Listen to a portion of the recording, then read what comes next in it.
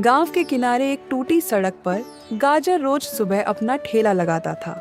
उसकी पत्नी बहुत साल पहले गुजर चुकी थी। अब उसकी पूरी दुनिया सिर्फ उसकी बेटी शकरकंदी थी। बेटा, खाना खा लिया? किताबें पूरी हैं ना तेरी? बापू, तुम खुद कब खाओगे? रोज अपना हिस्सा मुझे क्यों दे देते हो? तू खा ले बेटा। तेरी एक मुस्कान के लिए मैं भूखा भी रह सकता हूँ। गाजर खुद फटे कपड़ों में रहता था, लेकिन उसने अपनी बेटी की पढ़ाई में कभी कोई कमी नहीं आने दी। कॉपी, किताब और यूनिफॉर्म सब कुछ हमेशा पूरा रहता था। हर रात ठेला बंद करने के बाद गाजर अपनी बेटी के सिर पर हाथ रखकर सोता था। उसके दिल में सिर्फ एक सपना था, एक दिन उसकी बेटी बड़ी अफसर बनेगी। गाजर भाई, खुद को इतना मत निचोड़। तेरा शरीर अब इतना बोझ नहीं उठा पाएगा। मेरी बेटी जब अफसर बनेगी ना, तब मेरा हर दर्द एक पल में खत्म हो जाएगा। सालों की मेहनत और भूख के बाद वो दिन आखिर आ ही गया। शकरकंदी सच में बड़ी अफसर बन गई। गाजर की आंखों में खुशी के आंसू थे, उसके हाथ कांप रहे थे। मेरी बच्ची, आज तेरी माँ होती तो कितनी खुश होती। बापू, अब तुम्हें ठेला नहीं लगाना पड़ेगा। अब तुम्हारी बेटी कमाएगी। अब शकरकंदी शहर में रहने लगी। बड़ा ऑफिस, बड़ी गाड़ी और चमकती हुई दुनिया। उसी ऑफिस में था अनानास, शहर का सबसे अमीर बिजनेसमैन। उसकी एक नजर ने धीरे धीरे शकरकंदी की पूरी सोच बदल दी। शकरकंदी जी, आप जैसी खूबसूरत और इंटेलिजेंट लड़की मैंने आज तक नहीं देखी। पहली बार शकरकंदी को लगा कि वो सिर्फ ठेले वाले की बेटी नहीं है, वो इससे कहीं ज्यादा है। तुम्हारे पास सब कुछ है शकरकंदी। हाँ, शक्ल, अक्ल, पद। बस एक चीज तुम्हारे खिलाफ है। क्या? तुम्हारा बैकग्राउंड। एक ठेले वाला बाप तुम्हारी पूरी स्टेटस खराब करता है। लोग तुम्हारे पीछे हंसते हैं। ये बात शकरकंदी के दिल में जहर की तरह धीरे धीरे उतरने लगी। उधर गांव में गाजर रोज की तरह बेटी के फोन का इंतजार कर रहा था। बेटा, बहुत दिन हो गए, एक बार मिलने तो आजा। तेरी पसंद का गाजर का हलवा बना के रखा है। बापू, मैं बिजी हूँ और प्लीज रात को फोन मत किया करो, डिस्टर्ब होता है। गाजर ने चुपचाप फोन रख दिया। पहली बार उसकी आंखों से आंसू बहे, लेकिन उसने अपनी बेटी की एक भी शिकायत किसी से नहीं की। उधर अनानास ने शकरकंदी के सामने शादी का प्रस्ताव रख दिया।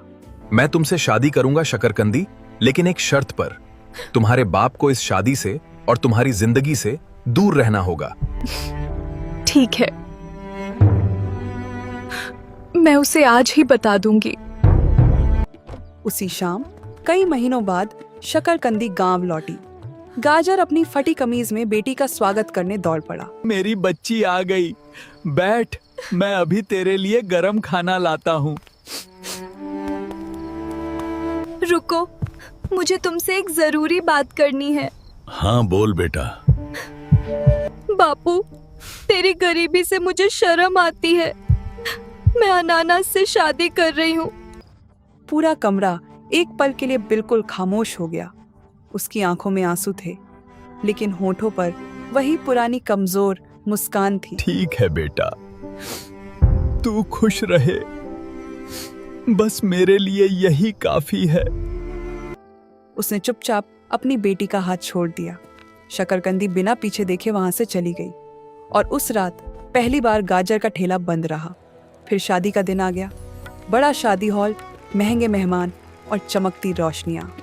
लेकिन कहीं दूर एक टूटे ठेले के पास एक बाप अपनी बेटी की बचपन की तस्वीर हाथ में लिए चुपचाप बैठा था।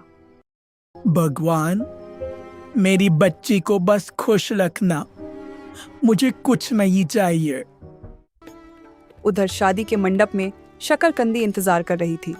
1 घंटा बीता, फिर दूसरा, फिर तीसरा, लेकिन अनानास नहीं आया। अनानास कहाँ है? कोई उसे फोन करो। तभी एक नौकर कांपते हाथों से एक चिट्ठी लेकर आया। उस चिट्ठी में लिखा था, मैंने तुमसे प्यार नहीं किया शकरकंदी। मुझे सिर्फ तुम्हारा दहेज और तुम्हारी अफसर वाली पहचान चाहिए थी। दोनों ले लिए। अब मुझे ढूंढने की कोशिश मत करना। शकरकंदी के हाथ से चिट्ठी गिर गई। पूरा हॉल खामोश हो गया। लोग उसे देख रहे थे, कुछ हंस रहे थे, कुछ ताने मार रहे थे। उसी पल शकरकंदी को अपनी सबसे बड़ी गलती का एहसास हुआ। मैंने अपने बाप को छोड़ दिया एक धोखेबाज के लिए। रात के 12 बजे तेज बारिश में अपनी फटी हुई शादी की पोशाक पहने शकरकंदी वापस उसी टूटी सड़क पर पहुंची जिसे वो हमेशा के लिए छोड़ गई थी। दूर एक मध्यम लालटेन जल रही थी। गाजर वहीं खड़ा था, उसी जगह, उसी पुरानी कमीज में, जैसे वो हर दिन अपनी बेटी का इंतजार करता रहा हो। बापू, आ गई मेरी बच्ची। चल अंदर आ, खाना ठंडा हो रहा है। गाजर ने एक भी सवाल नहीं किया, एक भी शिकायत नहीं की। उसने सिर्फ अपनी बेटी का भीगा हुआ हाथ पकड़ा और उसे ठेले के पास बिठा दिया, क्योंकि सच्चे माँ बाप कभी हिसाब नहीं रखते। वो सिर्फ इंतजार करते हैं, चुपचाप, हर रोज, उसी पुरानी जगह पर।